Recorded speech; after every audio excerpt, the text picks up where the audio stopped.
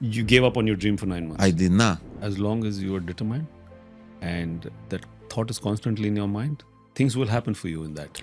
You need to be up there, and God is there. So your way is up. Yeah, Down nothing, back nothing. nothing. It's You always up. understand? It's only up. How would you describe life in UAE in one sentence? The life in the UAE is an opportunity. I told you when I came in here.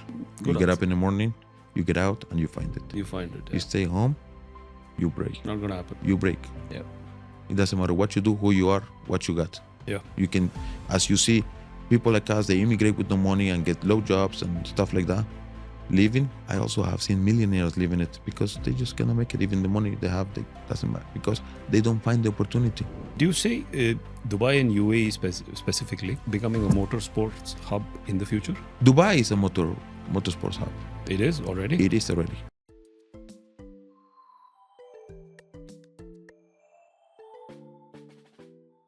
Hi everyone, welcome to another episode of Dubai Uncovered. We have a very interesting guest tonight. His name is Christian. He's born in Colombia, half raised in Colombia, and he's lived for a good 9 years in Dubai, following his dream of racing. And I'd like to give this floor to Christian and let him introduce himself. Welcome, Christian. Thank you, guys. Thank you for inviting me to this amazing podcast. Pleasure. Yes, as you say, I have a passion for racing and led me to be a resident of the United Emirates, and I love it. So I'm pushing up a company called PRP Motorsports, which is professional racing programs. Most people on the street knows me as Porsche racing programs because most of my cars are Porsche and my clients have Porsches. Okay. So that's what it stands for. So you're a Porsche lover, so to speak. 100%, 101%. So there's no point talking about the other No, brand. there's no point. No point. Listen, I will tell you a real true fact. Yeah. You ask my clients, they come to a track with Ferraris, Lamborghinis, they end up 2 months later coming out with the Porsche.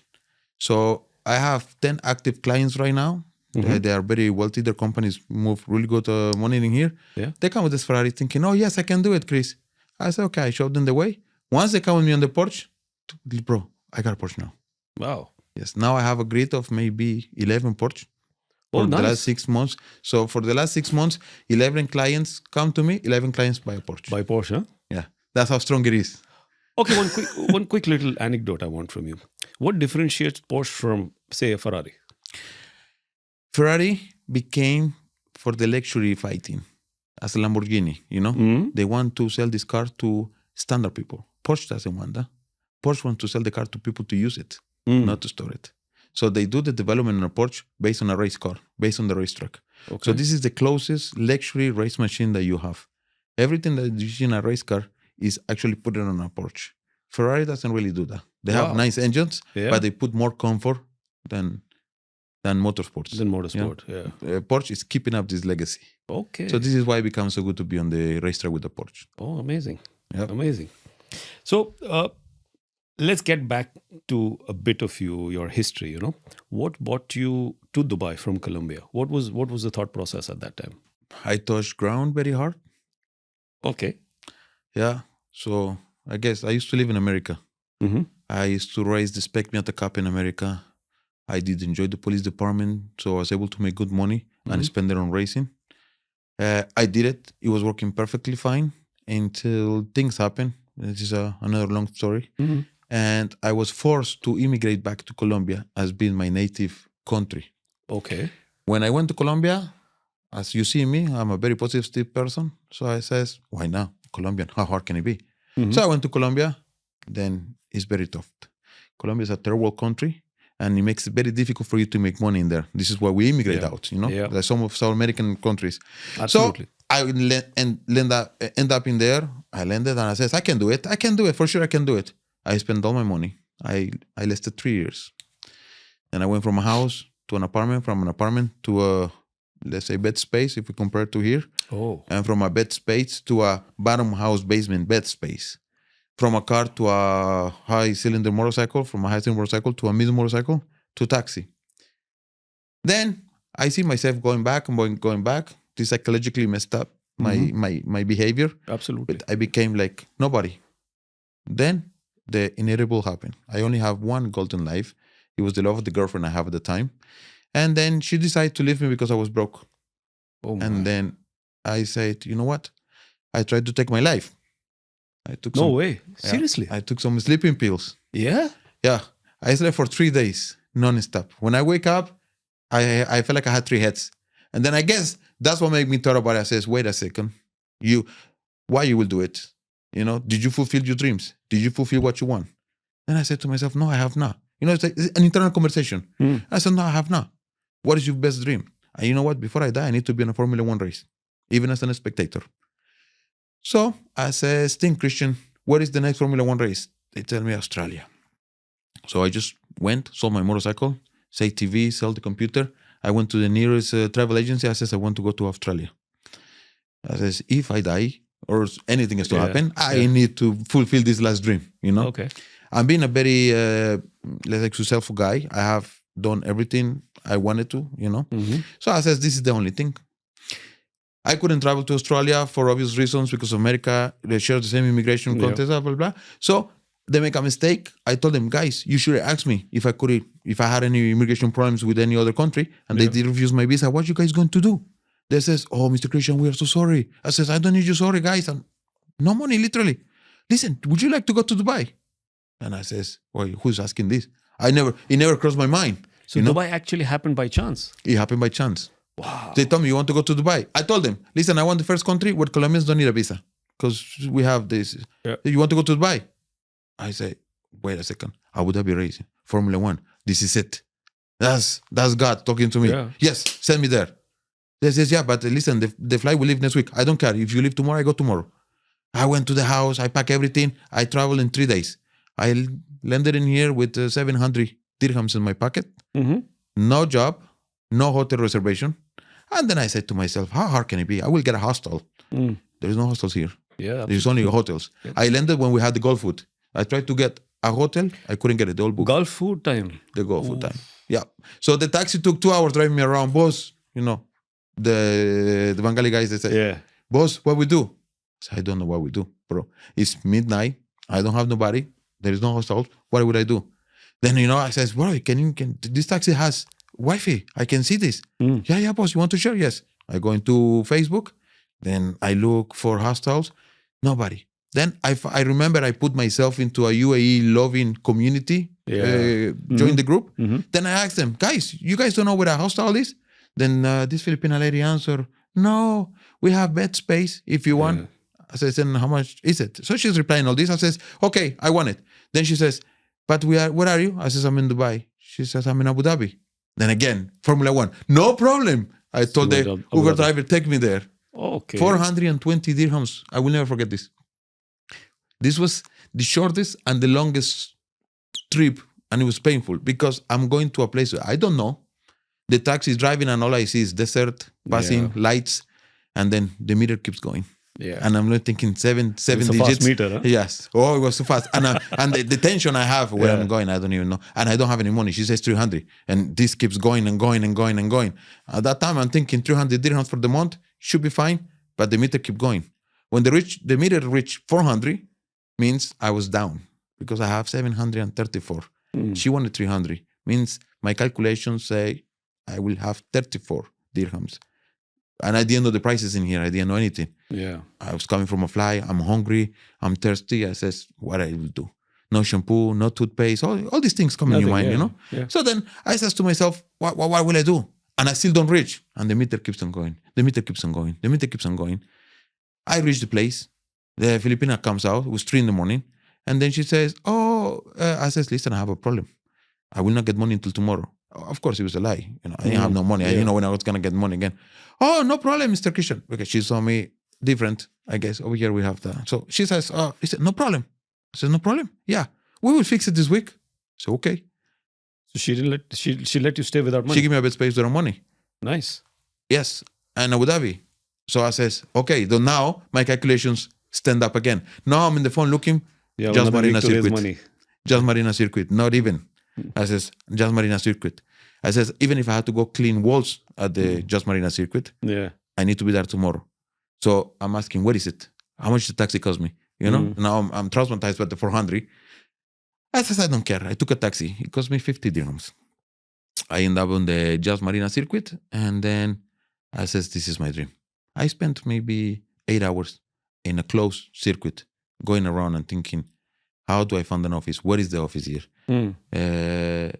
Anyways, I found out information about a race. It was a Lamborghini Super Trofeo. It was not Formula One. Okay. It was happening next weekend. So that's how I end up in there. And to make the short story, I walk around finding a job in dealerships in Abu Dhabi until that race weekend come. Then I went to a race weekend. I talked to some racing teams. There was a really difficult one. People's like, okay, you don't have a CV. Yeah, in a professional motorsports. Yeah. So Yas Marina was already too professional for what experience I have. So that created me a lack of trust on this world, because all these teams come from Europe and they want to have precise engineering, precise mechanical. And here comes a guy out of nowhere from 3 years in Colombia, don't upgrade the CV. So they're like, no, it's not a go for you. I end up back to the Filipino place. I spent on the Filipino place maybe 2 months. Okay. I looked for a job. It was very difficult. Somebody coming from Dubai, we have a job for you. So I says, okay, I tell you what, I will go to Dubai, make money. Everybody talk about Dubai. Dubai is the place to be. Dubai is the place to be. Yeah. I end up in Dubai. I says, I will go get money and come back to Abu Dhabi. So I came to wash dishes in a Mexican restaurant. Yeah. 9 months I worked for the restaurant. 9 months you worked for that restaurant. Yes. And simultaneously, were you also actively involved in seeking opportunities in motorsports? No. Not at all. No, I couldn't. You gave up on your dream for 9 months. I did not. Ah. This is why you see this ring. I did not. I will tell you why. Because I said to myself, okay, Christian, it seems like it's not going to be that easy. So you have a problem. Is the transportation. The racetracks are not in the urban area. So you need to have a transportation. Yeah. So my mind was like, hey, okay, get yourself a 3,000K. It's a crap car, and just park it away from the racetrack and walk over there. Yeah. But have transportation. Yeah. So I found myself, which it was one of the toughest situations or the most challenging things I experienced in here, was accommodating to the rules, So the visa situation was a really big tax for me. Because when they offer me in Colombia to come, they say, boss, what do you want? Visa? What visa you want? I says, what do you mean which visa I want? I don't know nothing about this country. You need to tell me now if I'm flying now. Oh, well, you have a visa. You pay 200 or you pay 400? I'm a broke guy at the moment. I says 200. 200, yeah. Well, it was a 1 month visa. Oh. So when I get here, all the Filipinos are, hey, well, where's your visa? How long you will stay? Did you get papers? Are you going to get papers? Did you get a job? Did they offer you a job? They offer you accommodation? They offer you visa? Well, what is all this? Somebody please explain to me how this works. Then I found out I had a 1 month visa. I spent 20 days looking for a job. I don't get nothing. I end up in here. So I says, what do I do? So this is the famous go to Oman and come back. At that time, it was the hit. Yeah, absolutely. I say, okay, why not? I went to I went to Oman with 160 dirhams, which ended up not being enough. Absolutely. Because nobody told me I need to buy a visa to go Oman. Yeah. They said go to Oman, but they didn't tell you you need a visa to get in. So the bus is not leaving because I'm the only one without the visa to go to Oman. And then the bus is like, what should we do? You stay here or you go? Then I'm like, there's a picture somewhere on my phone where I'm sitting in a sidewalk like this. I took a picture of self with somebody that asked me, what are you doing? Some guys saw it and they says, we give you the money for the visa. At that moment, it was like 20 Oman reals or something like this. I didn't know how to thank these guys. They give me that. I had 150, the visa was 200. So they give me the 50. The 50. Yeah. So then now I'm back to zeros again. That for me, it was like 1 year with the put money, start getting out. Come back to zero. Come back to zero. Yeah. Get it up, come back to zero. Yeah. But it was an alarming one because I was always on zero or below. Then I end up in Oman. My friend, I think that was, again, like the taxi trip, because I left on a Wednesday. At the time, Fridays was not a go. Yeah, but nobody told me this stuff. So that was the biggest challenge, accommodating to the UAE way of living. Wow. So I'm like, what I do? It's summer. So now I'm stuck with no money. I got me a hotel. A family member sends me money to stay on the hotel. And all I did is buy tuna and buy these instant soups, put them inside. And cookies, of 1 dirham cookies. I will buy maybe 5 of those. Yeah. I will eat 5 every 2 hours every time I'm hungry. I will not leave this small hotel until my visa comes out, then come back. Again, same issue. I came, work for before this was before I worked for the restaurant. I couldn't afford, so I bought another 1 month visa. I says, no, Christian, are you crazy? You need to get a job. It's impossible you cannot find a job that will give you a visa or deal with it. Again, 1 month passed by, then still don't have the complete job. Then I went to a Mexican restaurant. Then I needed to leave to Oman again. The second trip to Oman was the toughest one because you don't have any money, so you are pushed to think that everything is easy, to find a comfort on your decisions. I didn't have any money again, but I did buy my visa. So I says, how hard can it be? You did 8 months Army Reserve in America. You were in police. How hard can it be? Somebody sent me $20 to a Western Union. When I opened at that time, it was an iPhone. It was an iPhone. It was Apple 4, I think it was. Mm-hmm. I didn't have no data, no nothing. So I went to a hotel. I download the GPS, and then I come out and I don't have any more data. But I can see the blue line. So I'm walking through the blue line, and it's a highway in Oman. And then I says, this looks dangerous. Then I open up. The blue line was going like this, but I didn't have no data, so I don't know what's in here. I just see blue and white. Yeah. I says, I will not go like this. I will just go like this. Okay. So I start going in the desert.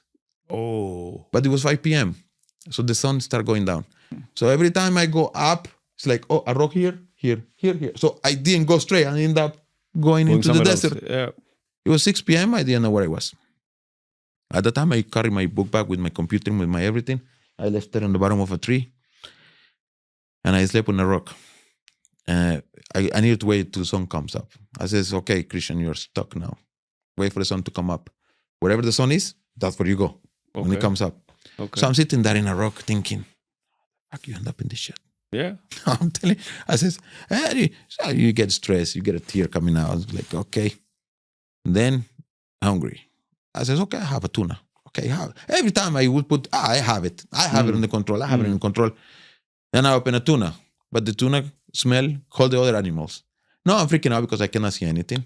I don't know the environment. I know it's desert in America, or you have snake, or you have a scorpion. And I says, what do I do? So now I am afraid of the nature that I don't know, and I cannot sleep. Yeah. So I'm sitting there, mosquitoes coming. I eat the tuna. I throw the can, and I hear the can moving. I says, for sure this is a snake. For sure it's a coyote. I will get bite. I will get bitten. I'm like, Christian, please, what I'm doing, So what I did is I get up and go around the rock. So I make noise so animals don't come. So that was my whole night. So I'm like, the sun come out, I go to the sun. I make it to where I was supposed to be. Get my $20. Yeah. My visa came out and come back. Wow. But that was a stressful night, and sweaty, pain. Very stressful, huh? Yeah. So you've seen rock bottom, or maybe below that. Yeah. I think below that. Yeah, below Some that. days don't eat nothing at all. Yeah. You've gone through a period where you actually thought of suicide. Yeah. Yes. Yeah. 2 times that. Complete financial strain for multiple years. Yeah. Not a short period. It was a cut up for multiple years of not making anything at all. Yeah. Correct. Yeah. And here you are. Yeah.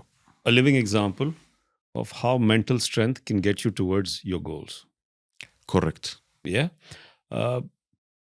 In terms of what you've been doing right now, yeah. Do you think Dubai has given you the right platform, which was not provided to you in the other countries that you were there in terms of your career growth? I will not say Dubai give me a platform. I do have a platform which I move on right now, but I will not say Dubai gave it to me because that will be romanticizing what Dubai is, which everybody thinks we are rich in here. I will say Dubai put the tools for me to build the platform. So it helped you in connecting within your scope of your motorsport opportunities. Yes, it gave me the tools to build my motorsports platform, if we can call it like that. Okay. Yes, it did. Okay. And how good was that experience for you? Apart from the few odd instances, maybe the first couple of years where it was really difficult, what about the balance years that you've been here? I think Dubai has made what I am right now. I was a weak person. Mm-hmm. Having a thought like the one I had of finishing with something is not mine, something belongs to God, something belongs to Allah. It was a very selfish thing, So I think Dubai gave me everything because it gave me the reason to tell myself I was wrong at the time. Okay. You know, Dubai helped me to believe that whatever you have in your mind, you can transform it if you put your mind to Your it. mind to it. You Yeah. know, Yeah. over here, I had to learn from zero everything. You know, so I says, I don't have data, I don't have anything, but it's so easy. So put your mind to work because Google was created by the human mind. So Absolutely. why are you relying on a Google? Yeah. You know, so Yeah. I was forced to go around looking for job locations out of my brain. Mm. I will get the Google to open when I have Wi-Fi. Then I will look. Then I will memorize the roads, and I will make it there the next day without data. So if I look at it like that, Yeah. and that, let's say in this Google experience, every single tool Dubai gave to me was like this. You know, so I learned that if I get a company, I get a visa, and if I don't work, I get or absconding or need to return the visa. Yeah. So that pushed me to do what? To get my trade license. So Yeah. I got me a free zone license Well, and start nice. importing Mexican products for the restaurant I start working for Oh, you because I started learned the there. Mexican Okay. cuisine. So Okay. on my first vacations, I went to Mexico. All the money I saved during the year, I invested in some knowledge for some Mexican items and bringing them in here. And I Okay. start selling it to distributors in here. Then I remember when I came, the Gulf food. Then I seized the Gulf Yeah. food and put them in Yeah. there. Yeah. Then that's how I make my first money. Then I bought my first car. Then from there, I says, Dubai, give me my tool. I bought my first car, walking around looking for a minivan for the restaurant so I can carry all the waiters and everything. You know, the boss says, if you are good with cars, you know mechanics, go find a cheap van that is not damaged or not fully new or not damaged. I went looking, this was in Dubai auto market. Mm. I spent 2-3 days walking because I was not afraid of walking, obviously. So I'm looking behind one bunch of cars. I found me my dream car. I I will say this is all God signs because that car is the one I wanted it Yeah. when I left my high school in America. It was a BMW E46 330, Okay. two-door. Mm. When I saw the car, I couldn't hold it. I went to talk to the guy. And I says to him, I want the car. That's the car of my dreams. Mm. I spoke my dream out to the guy. And I said, and he says, okay, yeah, no problem, 6,000. I'm making 3,000 dirhams a month. And then I need to survive out of this. Mm. So I told the guy, I recently got paid. I remember I had 2,000 dirhams in my pocket. Okay. And I says, I give you one. You wait 3 months and it will come with all the money. I gave him one. He saved it for me. I come 2 months later.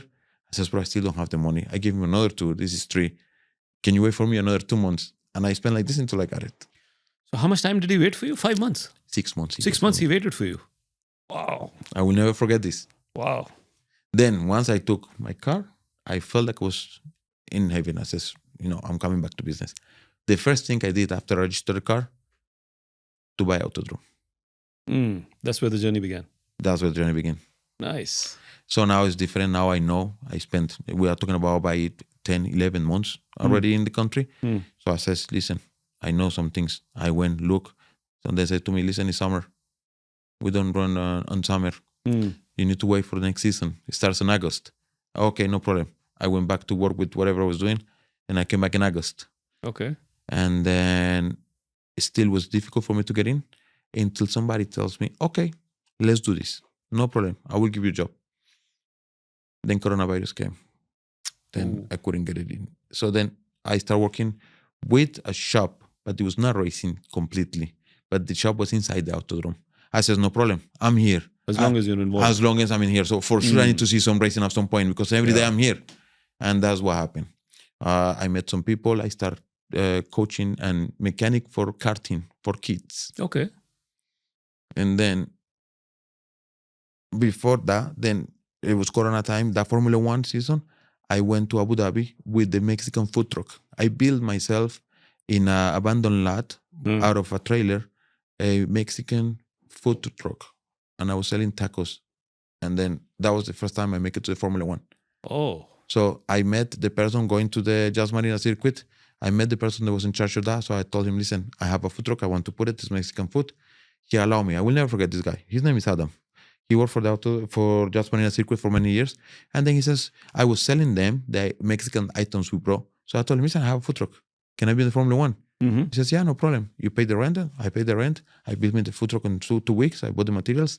I bought the food truck for 10,000. I bought 5,000 worth of materials to be municipality legal at the time. Yeah. With those rules, I built it and I went to the Formula One race. So I guess with a year and a half, I was at the Formula One race as my dream was. So again, like we said, as long as you are determined and that thought is constantly in your mind, things will happen for you in that. For sure.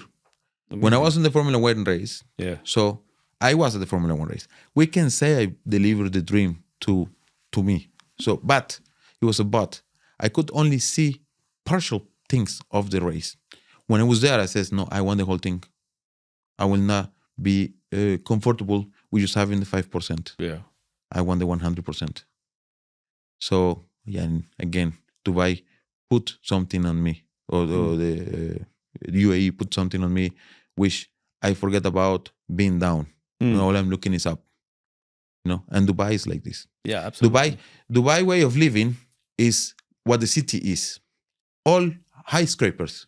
Your head needs to be up. Why? You need to look up for two things. You need to be up there, and God is there. So your way is up. Yeah. Down nothing, back nothing. Nothing. It's always up. It's only up. It's only up. And I love this country. Even I relate it to everything. Yeah. Even if you see how we do construction, we are doing construction along the line. Means we look into the Abu Dhabi. Yeah. There and there. We don't go back. We don't go, So this is where you need to be. That's where you need to go. So I says, you know what? Forget this 25% of my dream. Yes, I see the cars. No, I want to be with the whole thing. At that moment, I'm driving back when I finished. It was very successful weekend. I was making 50,000 dirhams per day selling tacos. Nice. Because it was a lot. Yeah, it was nice. Actually, we were making more. But the deal with the circuit was that they will keep some 35% of your earnings. But that's for a short period of time, right? No, it's during the whole thing. During the full season? No, Formula One is only one race in here. Yeah, out here is only one race. Only one race. Yeah. So during those 3 days. During those 3 days. Yeah. So, but for me, it was good. You don't have nothing. You come up to that. So then that says own business is the goal. Manage it. I borrow me a trade license to do that stuff. So what I did is I completely dedicated to think how I want 100%. Okay. Then I came back to Dubai. Then I went back again to a racetrack. Then this time I got hired for a racing team that was doing karting. Then I started working with kids. Put them into the racetrack, coming and going. The name of the team was Brand Racing. I don't think they run anymore. But we were there. We were doing kids, and then God gave me a very nice opportunity, which he was having a very fast kid that won the championship. Okay. Wanted to be on the Formula 4. Formula 4? Yes. Then I was already on the racetrack. My neighbor next door was the guy running the Formula 4 regionals. Okay. So I went and knocked on the door. I says, bro, we see us for many days, every day, for many months, every day. I want to use one of your cars. Will you rent it to me? He says, why should I? You don't have a team. I will put one together. Then I got a Formula 4 rented, and I put the kid in there. The year after that, I was one of the teams participated inside the Formula 1. Wow. I was the manager for 3Y Technology doing the Formula 4, and I did the whole Formula 2019 20 Formula 1 race. So are you still active within that team? No. Not anymore? No, the team is not active here anymore. Okay. After that, I start going myself up. I did with BMW, was with the team, and then Formula 4. Then I went out and I dedicated myself to work with some local guys to create the first Emirati team. So with some of my drivers in the nationals, we raced in the nationals. I used to coach them and prepare the car. Yeah. We did a Rabdan Motorsports. It's called Rabdan because we took the name from the Sheikh Rashid Al Maktoum horse racing division. So we wanted to be like that, and we have a horse racing logo. And I had the first Emirati team to represent the country during the 24 hours of Dubai race. That's amazing. Yes. So we were racing. So we sit one day, and they says, Chris, let's go professional. No more this local racing. Let's these people come and race in here and they take our trophy. We need to leave our trophy here. Sometimes local people is like, we are proud of being here, so that trophy needs to stay here because it's a Dubai trophy. Yeah. I said, it makes sense. This is passion and this is a gold and an idea. So we talked on the idea, how much the car will cost. I talked to Porsche. We wanted a Porsche. We got the first 992 Cup car to be in this country. We brought it in here, then we start racing. Phenomenal story. So far, yes. It's a phenomenal story. But do you say Dubai and UAE specifically becoming a motorsports hub in the future? Dubai is a motorsports hub. It is already? It is already. Because Yas Marina is one of the most iconic racetracks during the Formula One. Mm-hmm. Everybody you talk to want to race on this track, want to drive on this. They want to step on this track. Even by them stepping on this track, they're all happy. Whoever loves cars or whoever races around the world, they want to do this. The thing is that this is stuck to the international community more than the local community. So this is why sometimes it's not having the effect or the, let's say, the exposure that you should be getting. You know what I mean? Yeah. So Yas Marina is a government funded, yes, let's say, a location, circuit. Dubai Autodrome is not. So by being government funded, they don't really promote it a lot. Whatever comes, it comes. Whatever don't, it don't. Dubai Autodrome, it has been a really, really, really effort from some local authorities working with a private company, because that used to be, if I'm not mistaken, Union Properties started that. Union Properties. With the elder son of Sheikh Rashid Al Maktoum. And then now they bought the venue or some of the venue out of Union Properties. So they are managing really good. They have a really good manager called Faisal. And he has done a lot for this venue. And is becoming one of the most iconic racetracks that we have in our calendar. It's amazing. Now, internationally, people say everywhere around, only except North America, but whatever is the European Union, they say is snowing there. They all come in here. So we have racing season here. We are the only ones that have a racing season 2025, 2026. Everybody says, what is the 2025 racing season? Finish it, then we go 26. 26. Yeah, we have 25, 26. Yes, we are bonded. Because of the weather over there, there's snow over here. But it is like that. It's just for a couple of months because we're running it as a season. But we have a potential to be, I think, a leading company, a leading country on this kind of motorsports companies, That's fantastic. We'll go on to a different segment in our conversation. It's a rapid fire questions, basically. I'll ask you a question. The first thing that comes to your mind, you answer. Okay. Yeah? Shoot it. What's the first word that comes to your mind when you hear Colombia? Coffee. Coffee. I was expecting home. Coffee. I had to hear it. Nice one. Which Formula One driver inspired you the most? Lando Norris. Nice pick. Nice pick. You think he's going to challenge Piastri for the title this year? He is. I will tell you what. It's 31 points. Yeah, but I will tell you, there are two kind of the same team, but two. I will call them breed drivers. Lando Norris still from the old school. Yeah. Piastri is from the new school. Piastri is aggressive. Yes, because he's from the new school. He has that killer instinct. He has that killer instinct. Lando sometimes falls short of that killer instinct. Because he's the old school. He's saver. I will save my seat. I will save the car. Sometimes they do. Piastri, they don't care. He doesn't care. Doesn't care. He says, I finish it. They will give me new one. If they don't, I will look for another team, because that's the new season. They all look like that. Yeah. And if you see now, since Alex Albon, they messed up. They look for another team, or they don't want them. They look for another team. Yeah. Before it was not like that. A Formula One driver messed up or was pushed out, he was not going to come back. He was gone. Yeah. Okay. What's the most unforgettable moment you've had on a racetrack? The most unforgettable moment was when I did my first race with Rabdan, because it was something I put out with my passion. I've been on the racetrack since the moment I put up, but being on the racetrack for me, it was working for Triway Technology, working for other people, even the Formula One, it was my dream, but it was working for other people, Rabdan was all my idea with a local friend I have. He was my driver, my best friend. We sit and we talk, let's do this.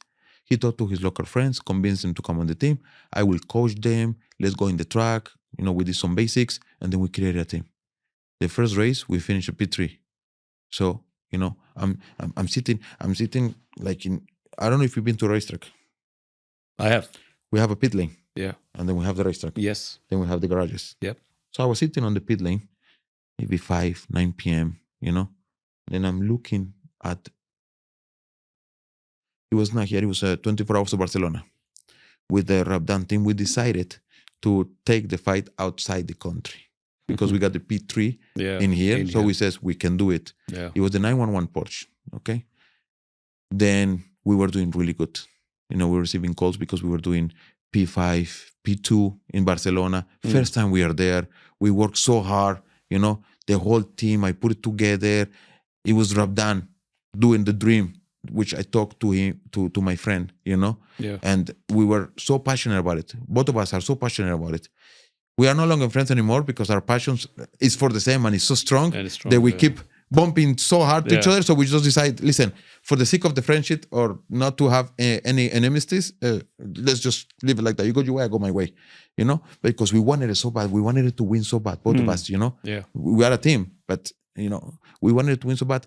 So we are P2 on Barcelona and everybody's so emotional about it. The UAE is making it happen, man. Yeah. We put months, maybe years, it was 2 years of racing on the line.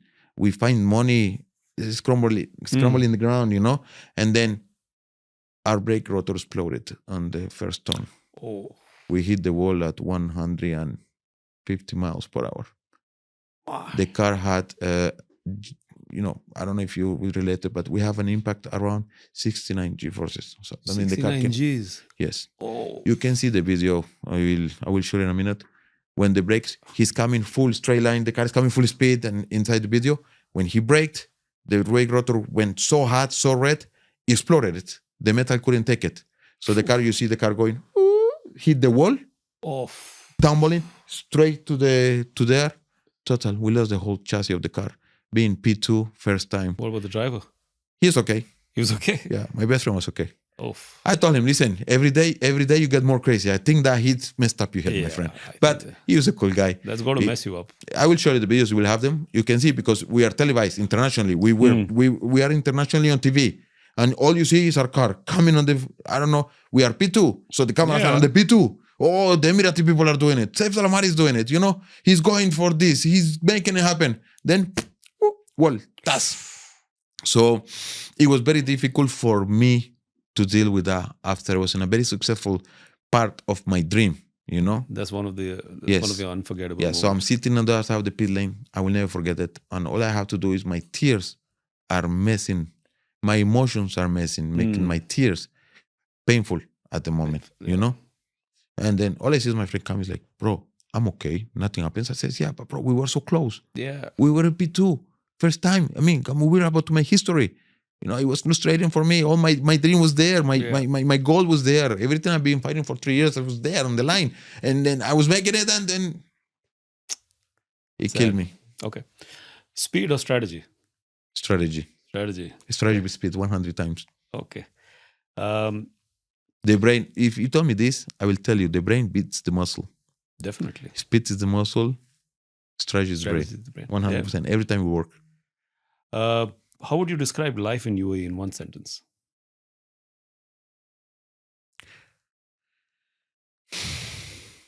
Opportunity. Okay. The life in the UAE is an opportunity. I told you when I came in here. Good you get up in the morning, you get out, and you find it. You find it. Yeah. You stay home, you break. Not going to happen. You break. Yeah. It doesn't matter what you do, who you are, what you got. Yeah. You can, as you see, people like us, they immigrate with no money and get low jobs and stuff like that.